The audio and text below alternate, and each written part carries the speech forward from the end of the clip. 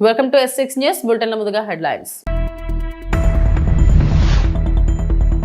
CM Nara Chandrababu Naidu అధ్యక్షతన సచివాలయంలో జరిగిన CRDA 44వ సమావేశంలో పాల్గొన్న మంత్రులు మరియు అధికారులు.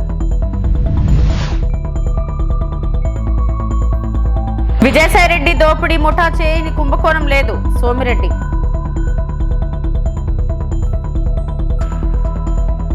మహిళా ఎమ్మెల్యేను మేయర్ అవమానిస్తున్నారు, ఎమ్మెల్యే మాధవిరెడ్డి.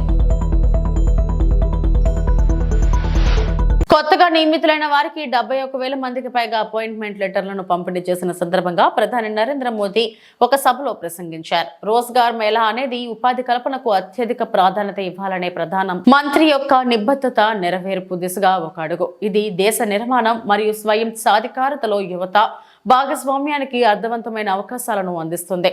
नमस्कार. केंद्रीय मंत्रिमंडल के मेरे सहयोगीगण, देश के कोने कोने में उपस्थित अन्य महानुभाव और मेरे युवा साथियों, मैं कल देर रात ही कुवैत से लौटा हूं. वहां मेरी भारत के युवाओं से, प्रोफेशनल्स से लंबी मुलाकात हुई, काफी बातें हुई. अब यहां आने के बाद मेरा पहला कार्यक्रम देश के नौजवानों के साथ हो रहा है. ये एक बहुत ही सुखद संयोग है. आज देश के हजारों युवाओं के लिए,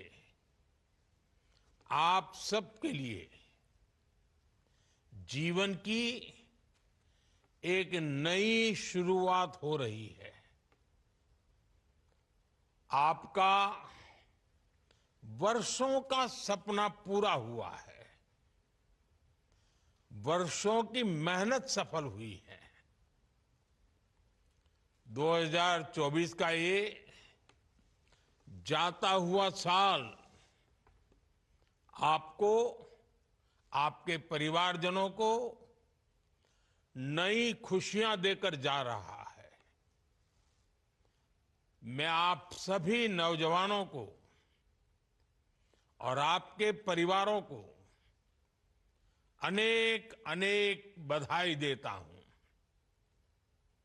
साथियों, भारत के युवाओं के सामर्थ्य और प्रतिभा का भरपूर उपयोग हमारी सरकार की सबसे बड़ी प्राथमिकता. సీఎం నారా చంద్రబాబు నాయుడు అధ్యక్షతన సచివాలయంలో జరిగిన CRDA 44వ సమావేశంలో మంత్రి అధికారులు పాల్గొన్నారు.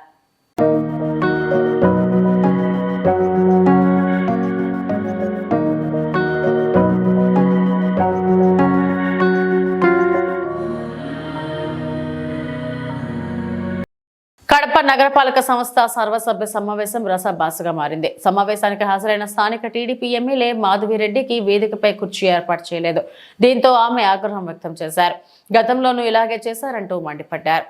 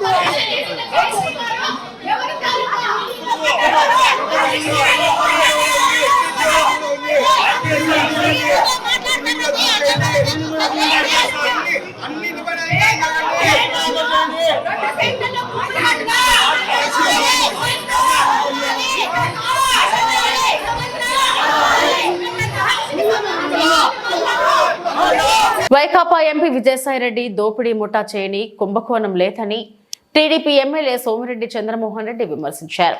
అమరావతిలో నిర్వహించిన మీడియా సమావేశంలో ఆయన మాట్లాడారు. జెన్కోకు విజయసాయి అనుబంధ సంస్థ బొగ్గు అమ్మిందని ఆరోపించారు. 4.5 లక్షల టన్నుల నాసిరకం బొగ్గును టన్ను 8,500 రూపాయలకు విక్రయించిందన్నారు. అధిక ధరకు కొని ప్రజలపై విద్యుత్ భారం మోపారని ఆగ్రహం వ్యక్తం చేశారు. విజయసాయి వియ్యంకుడికి ఆదాయం కోసం ప్రజలపై ట్రూ యాప్ ఛార్జీలు వేశారన్నారు. ట్రైట్ అండ్ నాలెడ్జ్ కంపెనీ నాసిరకం బొగ్గు సరఫరాపై శాఖపరంగా చర్యలు తీసుకోవాలని, దీనిపై సిఐడి విజిలెన్స్ ఎందుకు చర్యలకు ఉపక్రమించట్లేదని ప్రశ్నించారు. విజయసాయి దొంగల ముఠాపై సమగ్ర విచారణ జరిపి చర్యలు తీసుకోవాలని డిమాండ్ చేశారు. 2019 నుంచి 24 వరకు ఆంధ్రప్రదేశ్లో విజయసాయిరెడ్డి బృందం ఒక దోపిడీ ముఠా కింద తయారైంది. ఒక కాకినాడ పోర్ట్, ఒక SCZ, ఒక 104, 108 అంబులెన్స్లు, కృష్ణపట్నం జెన్కోలో మట్టితో కూడిన యాష్తో కూడిన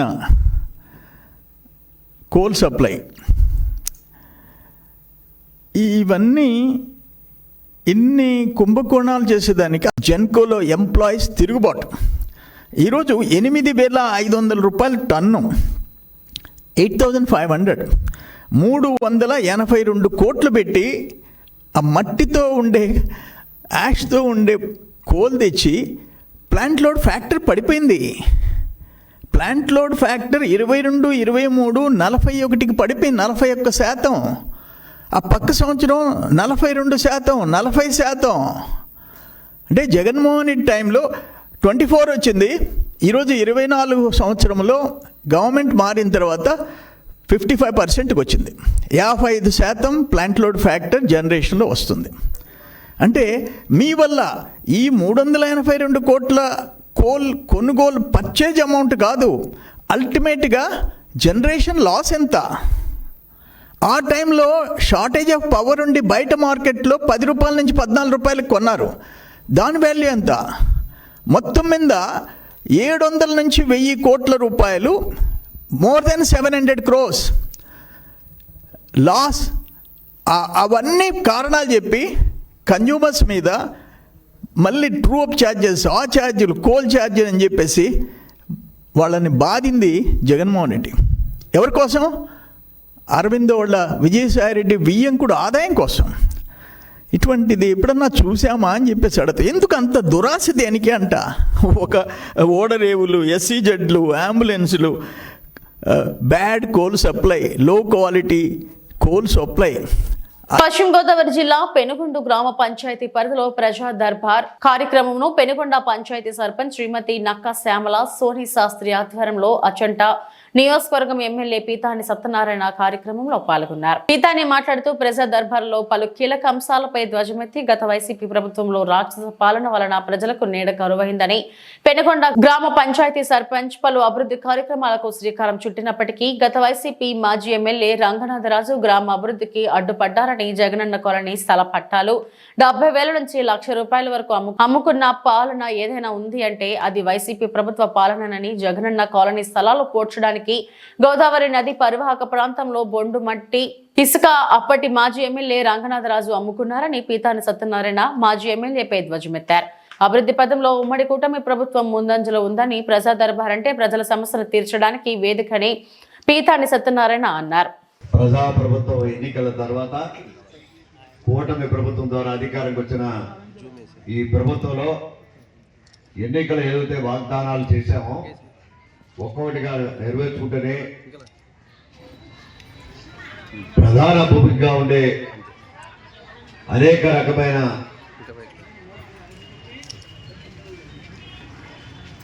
ప్రభుత్వ పథకాలు ఏవైతే అమలు జరుగుతున్నాయో అన్నీ కూడా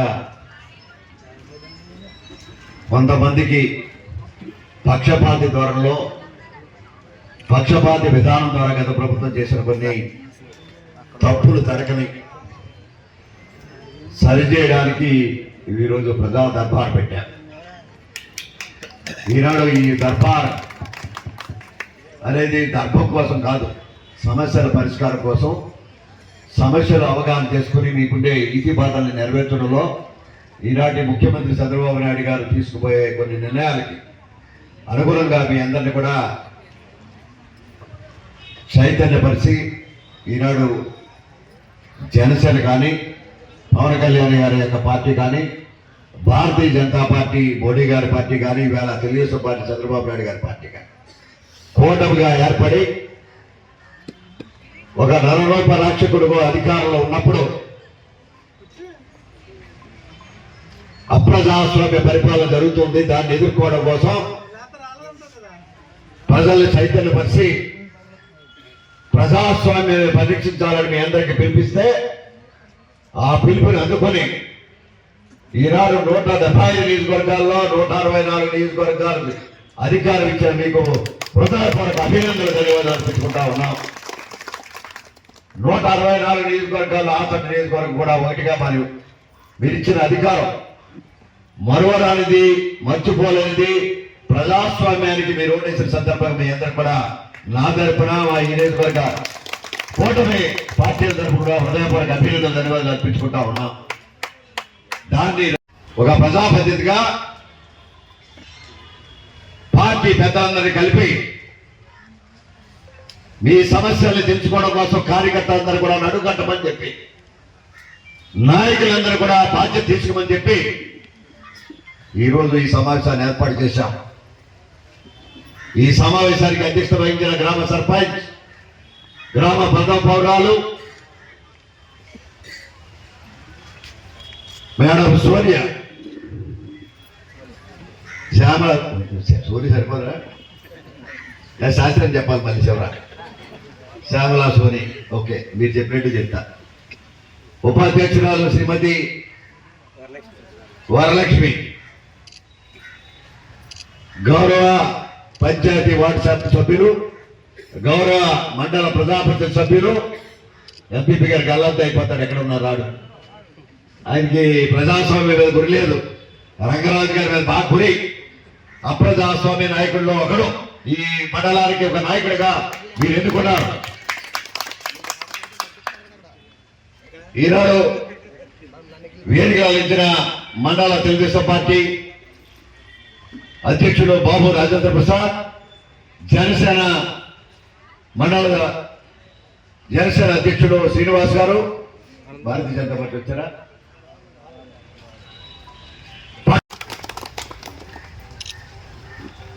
చాలా మంది.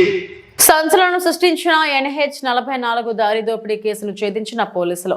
బంగారం, 3 సెల్ ఫోన్లు, 2 బైక్లు స్వాధీనం. ప్రత్యేక పోలీస్ బృందాలను అభినందించిన ఐజీ, ఎస్పీ. మీడియా సమావేశంలో వివరాలు వెల్లడించిన మల్టీ జోన్ 2 ఐజీ సత్యనారాయణ.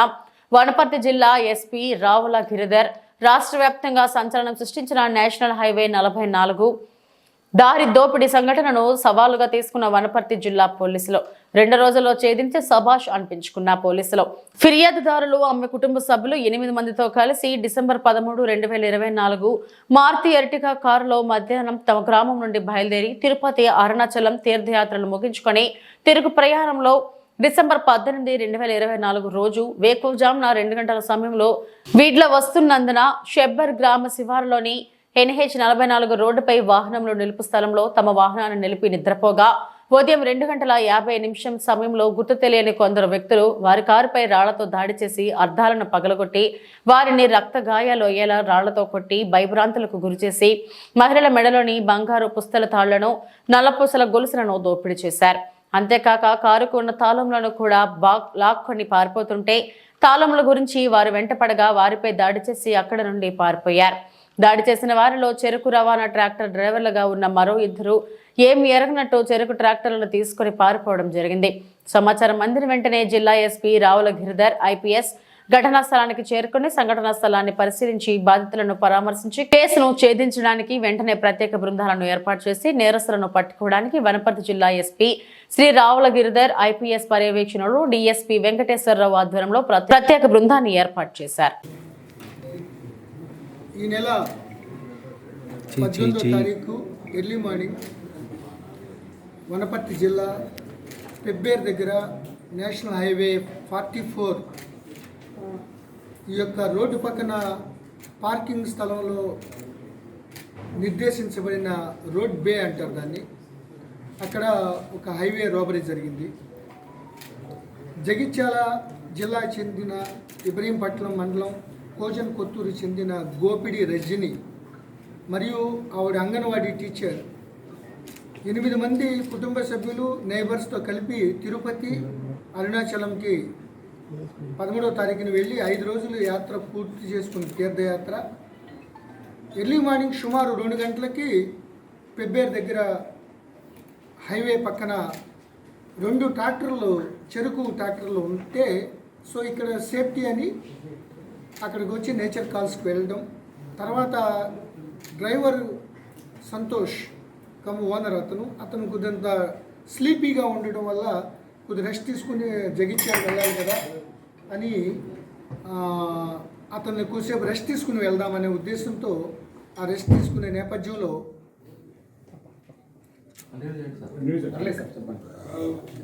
6 సభ్యులు అంటే యాపరెంట్గా 4 ఉన్నారు. ఆకస్మికంగా ముందు వీళ్ళకి తెలియకుండా పైన ఏదైతే లగేజ్ ఉందో ఆ లగేజీని కట్ చేసి తీసుకువెళ్ళి ఫీల్డ్లో చూసుకున్నారు. అక్కడ కేవలం ప్రసాదాలు విడిచిన బట్టలు తప్ప ఏమీ లేకపోవడంతో వాళ్ళు ఇంకా కసిగా వచ్చి పెద్ద పెద్ద రాళ్ళు బండరాళ్ళు తీసుకుని నలువైపుల నుంచి 4 చాలా పాసిఫికంగా వాళ్ళపై దాడి చేయడం మొదలుపెట్టారు. ఒకేసారి లైటనింగ్ అటాక్ చేసే తరుణంలో వీళ్ళు ఒక రకమైన షాకు గురయ్యారు. తర్వాత వాళ్ళు కంటిన్యూస్గా దాడి చేస్తూనే వీళ్ళ దగ్గర ఉన్న 13.5 తులాల బంగారం సంబంధించిన పుస్తల తాళ్ళు, చైన్స్, మంగళసూత్రాలు ఇవన్నీ కూడా దోపిడీ చేయడం జరిగింది. ఆ కొన్ని నిమిషాల్లోనే వాళ్ళు చేసిన విధ్వంసం అంతా ఎంత కాదు. హైవేలో ఇటీవల కాలంలో ఎప్పుడు కూడా మేము ఇటువంటి ఇంటెన్సిటీ ఉన్న డెకాయిటీ చూడలేదు. దట్టు ఇటు తిరుపతి ఎక్కువగా ప్రతిరోజు వందలాది వెహికల్స్ వెళ్తూ ఉంటాయి, వస్తూ ఉంటాయి. సో స్లీపీగా ఉన్నప్పుడు ఇటువంటి డాబాల దగ్గర వీళ్ళ దగ్గర పెట్టుకోవడం చాలా పరిపాటి.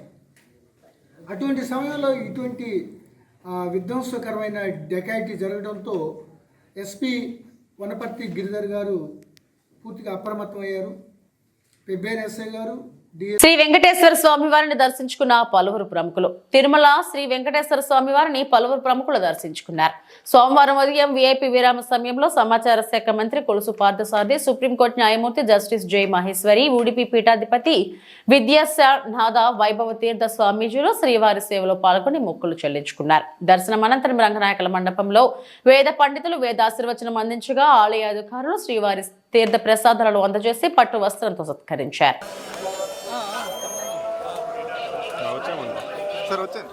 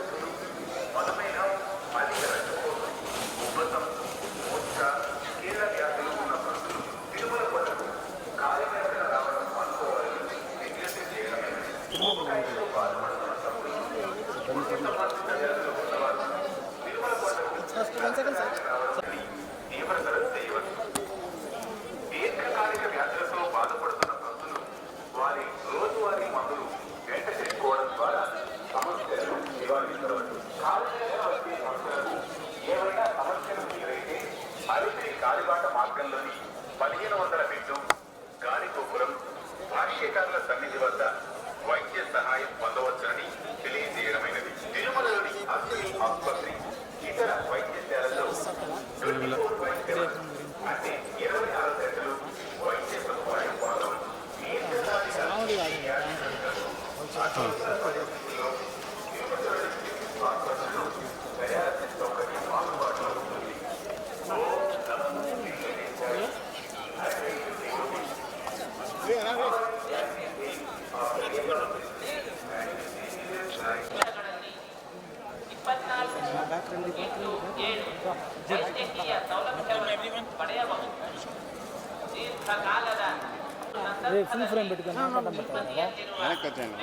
ಆಸ್ಪತ್ರೆಯಲ್ಲಿ ಡಯಾಲಿಸಿಸ್ ಸೌಲಭ್ಯ ಲಭ್ಯವಿದೆ.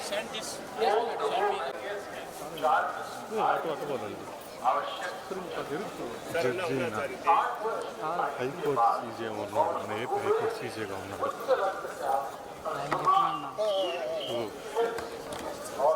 అంటే అన్నారు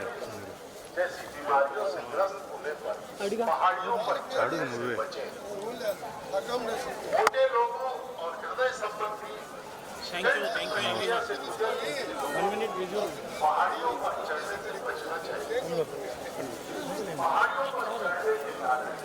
ఏలూరు జిల్లా ద్వారకా తిరుమల శ్రీవారి క్షేత్రాన్ని దట్టంగా పొగమంచు కమ్ముకుంది. సోమవారం తెల్లవారుజాము నుండి పొగమంచు కారణంగా శేషాచలం కొండ పూర్తిగా మునిగిపోవడంతో వాహనదారులకు స్వల్ప ఇబ్బందులు ఏర్పడ్డాయి. ఆలయ రాజగోపురాలు పొగమంచులో కప్పబడిపోయాయి. అనివేటి మండపం, జంట గోపురాలు, పార్కింగ్ ప్రదేశాలు, ఆర్చ్ గేట్, అన్నదానం భవనం, కాటేజీలు మొదలైన అన్ని ప్రదేశాలు కూడా పొగమంచుతో కప్పబడ్డాయి. ఇలా ప్రకృతి సోయగం పరిగణలో ప్రకృతి ప్రేమికులు ఈ దృశ్యాలను ఆస్వాదించడానికి అటు వస్తున్నారు. కాటేజీల మధ్య నుంచి మెరుస్తున్న పొగమంచు వర్షంతో కవ్వించకుండానే చాలా అందంగా కనిపిస్తుంది.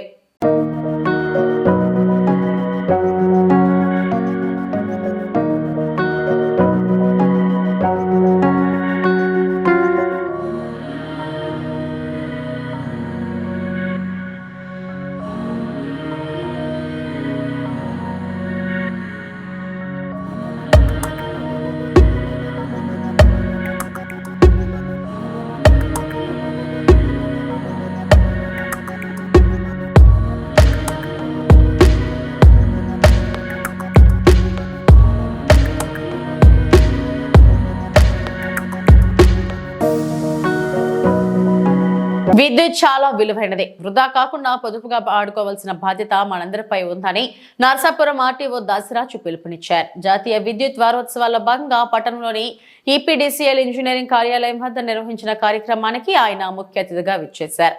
గత వారం రోజులుగా విద్యుత్ పొదుపుపై విద్యార్థులకు నిర్వహించిన వ్యాసరచన, చిత్రలేఖనం, ముగ్గుల పోటీల్లో విజేతలుగా నిలిచిన వారికి సర్టిఫికెట్లు, షీల్డ్లు అందించి మాట్లాడారు.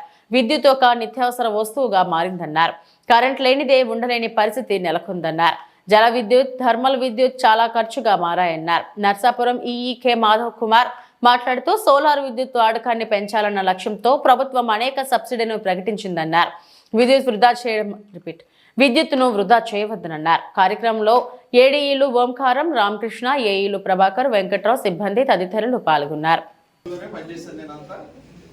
ఇక్కడికి రావడం జరిగింది ఆర్డీఓగా. మరి ప్రధానంగా విద్యార్థుల్లో ఈ యొక్క విద్యుత్ పొదుపు గురించి ఇలా మన ఎలక్ట్రిసిటీ డిపార్ట్మెంట్ వారు చక్కని అవగాహన కల్పించడం కోసం, పిల్లల అవగాహన కల్పించడం, మంచి పోటీలు ఏర్పాటు చేసి ఇంత చక్కటి ఇది ఏర్పాటు చేయడం చాలా గొప్పగా ఉంది. అయితే ఏంటంటే మనకి ప్రధానంగా ఇప్పుడు పవర్కి సంబంధించి మనకి ఈ వాడకం చాలా పెరిగిపోయింది. పొదుపు అంటే విచ్చలవిడిగా ఒకే ఇంట్లో 5 ఫ్యాన్లు ఉంటే 5 ఫ్యాన్లు వేసేయటం, ఎన్ని లైట్లు ఉంటే అన్ని లైట్లు వేసేయటం, ఆ తర్వాత ఏసీలు ఎన్ని రూములు ఉంటే అన్ని రూములు వేసేయటం, అది చాలా గొప్పగా చెప్పుకుంటాం. మా ఇంట్లో 3 ఏసీలు ఉంటే 3 వాడేస్తాం, ఫుల్ 16లో పెట్టేస్తాం అని చుట్టాలకు కూడా చూపించగలిగేస్తుంటే దాని పర్యవసానం అక్కడ ఎక్కడైతే మన సోర్స్ ఉందో అక్కడ బగబగ మంటలు వచ్చేస్తూ ఉంటాయి. తర్వాత ట్రిప్ అయిపోతూ ఉంటుంది, గ్రిడ్ ఫెయిల్ అయిపోతూ ఉంటుంది. ఫెయిల్ అయితే అంతా అంధకారమే కదా. అంటే మన అప్పుకి వెళ్ళి ఎంతకాలం అప్పు తీసుకుంటాం? కొంతకాలం తర్వాత ఎవరైతే మనకి అప్పు ఇచ్చాడో వచ్చేస్తూ ఉంటాడు, అవునా కదా, వచ్చేస్తాడు. కానీ అట్లీస్ట్ మనీ అయితే వీ కెన్ క్రియేట్. కానీ సోర్స్ని ఇక్కడ ఇది న్యాచురల్ రిసోర్సెస్ నుంచి ఉత్పత్తి అవుతుంది విద్యుత్ అన్నది. తర్వాత మా ట్యూబ్ లైట్లు అంటాం కదా, తర్వాత ఎల్ఈడీస్ వచ్చేసినాయి. అఫ్కోర్స్ ఇవి కొంత పవర్ని వాడకాన్ని తగ్గిస్తాయి. కానీ అప్పుడు ఇంటికి ఊరి చివర ఒక లైట్ ఉంటే తర్వాత ఇంటికో లైట్ వచ్చింది, ఇంటికో లైట్ తర్వాత ఇంటికి 3 అయింది, తర్వాత ఇంటికి 4 అయింది, తర్వాత ఏమైంది ఫ్యాన్ వచ్చింది కదా, మళ్ళీ ఫ్యాన్ తర్వాత ఏసీ వచ్చింది. ఇంటికి అప్పుడు ఒక ఫ్యాన్ ఉండేది, అందరూ వెళ్ళి అక్కడికి వెళ్ళి అక్కడ పడుకునేవాళ్ళు ఆ ఒక ఫ్యాన్ దగ్గర, చాలా గొప్పగా మా ఇంట్లో ఫ్యాన్ ఉందని. తర్వాత మళ్ళీ ఏసీ వచ్చింది. ఏసీ ఉన్నా ఎంత జాగ్రత్త వాడవాలంటే ఏసీ నీకు పొదుపు చేసుకుంటే నీకు ఎక్కడి నుంచి తీసుకురావాలి ఇంధనం అంతా? డిఫరెంట్ ఏరియాస్ నుంచి విపరీతమైన అప్పు చేసి, అది కూడా అప్పు చేసిన దొరకని పరిస్థితి వచ్చేసింది ఈరోజు మనకి. ఈవెన్ మీకు తెలుసా, రాష్ట్రం విడిపోయే నాటికి మనకి మన ఫుల్ సబ్సిడెంట్ ఉన్నాం, మనం అంటే సర్ప్లస్లో ఉన్నాం. మళ్ళీ ఇప్పటికి ఏమైంది, మళ్ళీ డెఫిసిట్కి వచ్చేస్తాం. ఇప్పుడు పవర్ కట్స్ యాక్చువల్ ఈ సీజన్లో పవర్ కట్స్ ఉండేవి కదా, మళ్ళీ ఈ రోజు మీరు అబ్జర్వ్ చేసారా కొద్ది కాసేపు కరెంట్ పోయింది. మరి అంత ఒత్తిడి ఉందన్నమాట. దీనికి మనం చేయాల్సింది ఏంటి? ప్రధానమైనది పొదుపు చేయాలి. పొదుపు చేయాలంటే పెద్దవాళ్ళు ఆల్రెడీ అలవాటు పడిపోయి ఉన్నారు, వాళ్ళు వాడేస్తాకి. ఇప్పుడు మరి దానికి ఎవరున్నారు? నేటి బాలలే రేపటి పౌరులు అంటున్నాం కదా. నేటి బాలలు కూడా వాళ్ళు కూడా బాధ్యతాయుతమైన బాలలు కావాలి మనకి. బాధ్యత ఏంటి? అసలు పవర్ని ఎలా సేవ్ చేయాలి, సేవ్ చేయడం వల్ల ఎంత ఉపయోగం, భవిష్యత్తులో మన ప్రొడక్షన్ పెరగదు కానీ కన్జంప్షన్ పెరిగిపోతుంది, వినియోగం పెరుగుతుంది. ఉత్పాదన ఉండదు, ఉత్పత్తి ఉండదు, వినియోగం పెరిగిపోతుంది. సో మన వినియోగం. ఇవి ఇప్పటి వరకు నా బులెటిన్ అప్డేట్స్. నమస్తే.